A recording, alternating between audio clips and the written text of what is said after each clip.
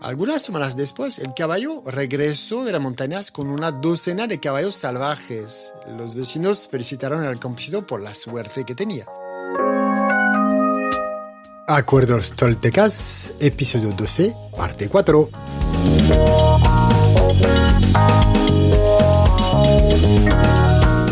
Buenos días o buenas noches. Bienvenido y bienvenida al podcast Crónicas de una resiliencia no reconocida o Búsqueda de la salud plena. En estos episodios comparto mi viaje de despertar espiritual y de curación, donde la liberación del malestar y de las enfermedades crónicas se entrelazan con relatos de enseñanzas y de viajes, formando una mezcla a veces cómoda, a veces un poco desconcertante. Para mí, viajar y sanar van de la mano. Dediqué muchos años a la investigación y a la experimentación para transformar mi vida y finalmente recuperar mi plena salud y libertad. No tengo la solución, pero descubrí caminos posibles, atajos y herramientas que podrían ayudarte en tu propia transformación. Te invito a escuchar estos episodios y dejarte inspirar.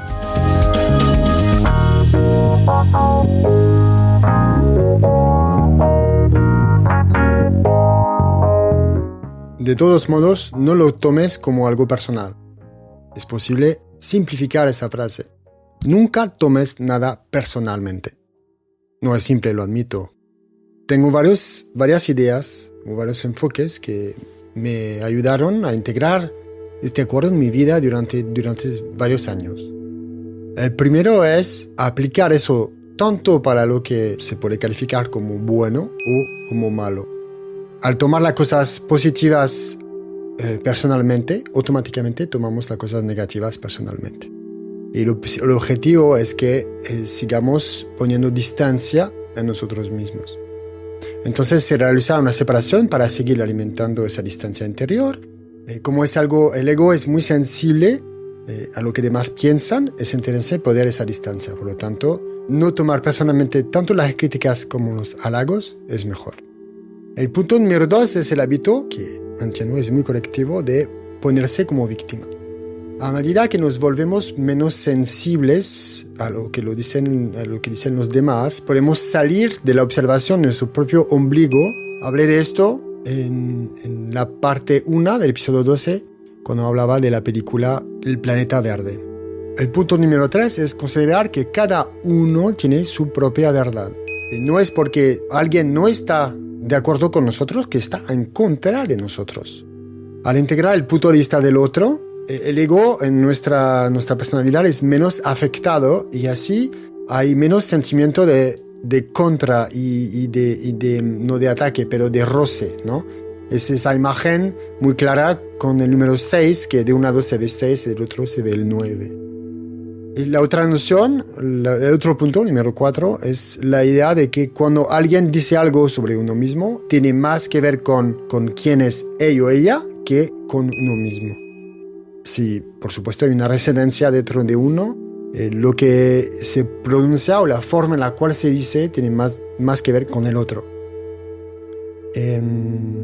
Hay un cuento que aprendí hace muchos años y que es sobre esa noción del punto de vista del otro, que encuentro muy interesante, que voy a contar ahora. Un campesino vivía con su único hijo en un pequeño pueblo del campo, en un país.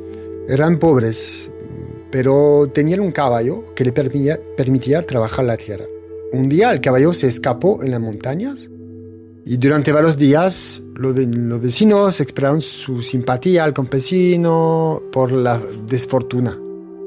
Qué lástima, ahora estás solo, con tu hijo tienes que trabajar la tierra a mano, es complicado, decían los vecinos.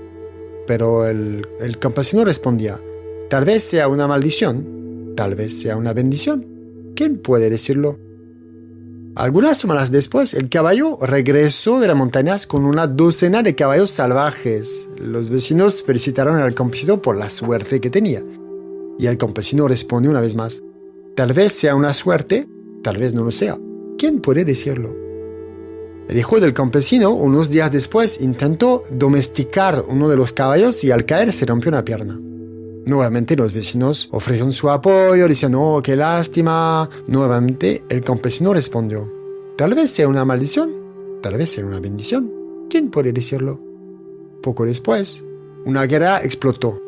Todos los jóvenes de la región y del pueblo fueron reclutados en el ejército, excepto el hijo del campesino, debido a su pierna rota. Y los vecinos, impresionados por la sabiduría del campesino, vinieron a decirle cuánta suerte tenía. Una vez más el campesino respondió, tal vez sea una suerte, tal vez no lo sea. ¿Quién puede decirlo? Por lo tanto, es importante no juzgar demasiado rápido lo que está pasando. Podemos considerar como algo positivo o negativo. Eso es claramente por vivir en dualidad, ¿cierto? Que ese enfoque de la vida, cuando nos precipitamos a hacer conclusiones, hay una parte de sabiduría que se pierde. Por lo menos es así que lo veo. Porque falta esa distancia interna que hablaba y entonces estamos más identificados o sensibles a lo que dicen los demás. Y eso está bastante conectado con el acuerdo de no hacer suposiciones. Lo importante es en uno mismo. ¿Qué está pasando en uno mismo cuando lo que está afuera me afecta? Y como en el punto 1 lo decía, de poner a distancia igual las cosas positivas como las cosas menos positivas, permite tomar distancia interna. Y esa otra frase también que existe, que sé tú mismo, los demás ya están tomados. Esa es bastante divertida.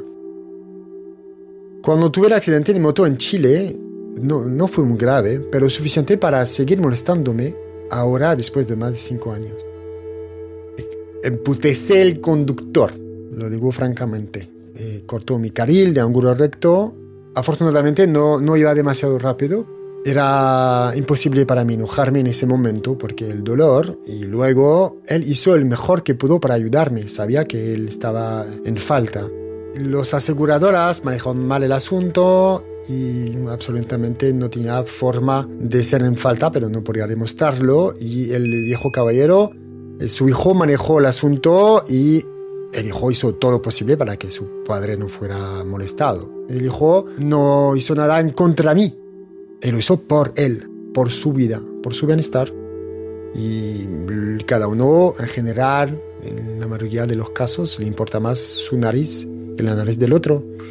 Al vivir en una dualidad, por supuesto, hay acciones que se pueden sentir en esa dualidad, todo bueno o todo malo, o es contra mí o es por mí, etc.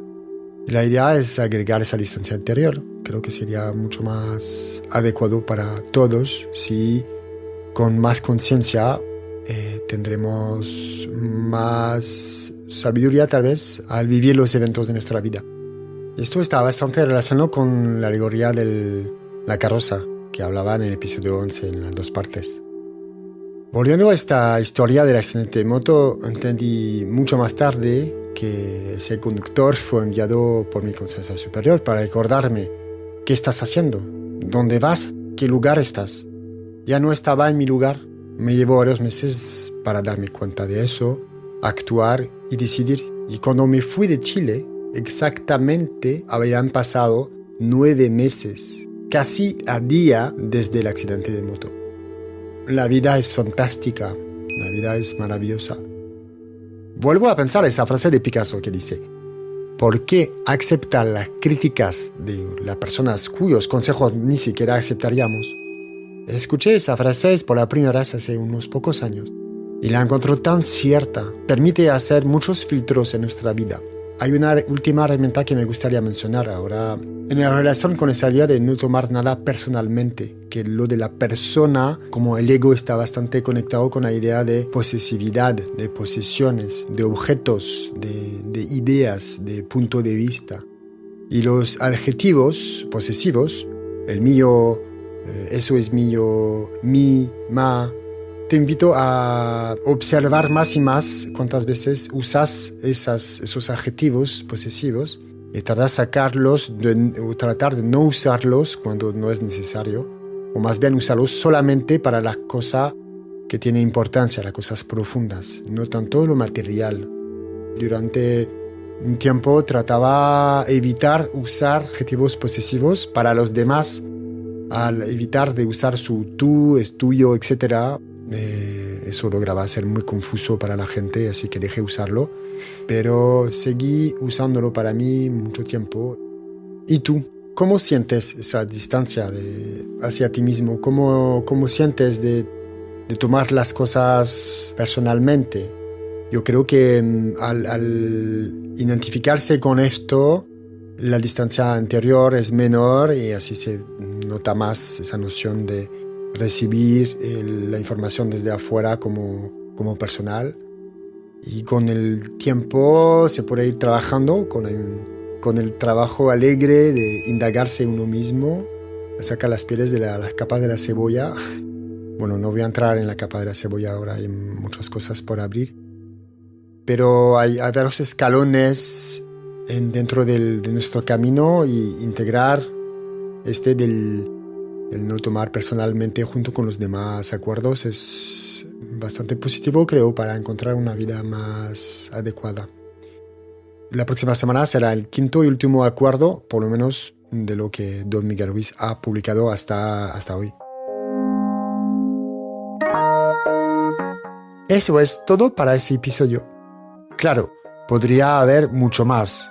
De hecho, lo interesante de los acuerdos toltecas, o cualquiera de las herramientas de transformación de vida, es experimentarlos, vivirlos en la vida diaria, hacerlos tuyos, adentro, sentirles presentes en tu día a día. Luego que lo has experimentado, es dialogar con otros y nutrirse unos mismos, uno y otros, de estos intercambios. Gracias por escuchar. Si lo que has escuchado te ha gustado, te gusta, se te anima, yo te invito a suscribirte, dejar un comentario y tal vez calificar con estrellas en tu plataforma favorita. Solo te tomará unos segundos y sería una excelente manera para mí de saber cómo te está yendo estos episodios de este podcast. Aunque lo ideal sería que te unes en la conversación en vivo, que me encantaría tener en el grupo Facebook. No olvides que esto es relativamente disponible en las redes sociales y que me puedes escribir directamente. Cuídate y nos vemos la próxima semana. Adiós.